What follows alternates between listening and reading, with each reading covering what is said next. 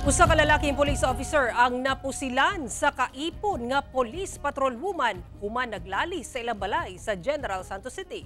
Ani ang report.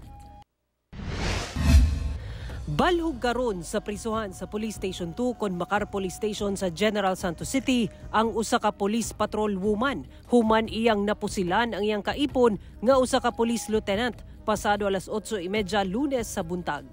Nahitabo ang insidente sa balay sa maong mga pulis sa usa ka village sa Barangay Sinawal sa General Santos City.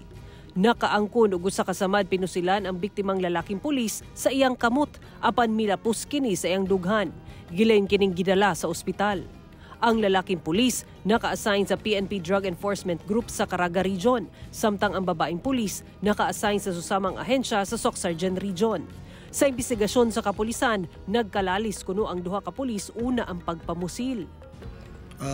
Initially, meron daw silang relasyon dalawa, no? Sabi ng ating suspect, and hindi daw on that instant daw hindi daw napigilan ng ating suspect, no, yung kanyang damdamin, kaya nagawa niya daw yung pagbaril sa ating biktima.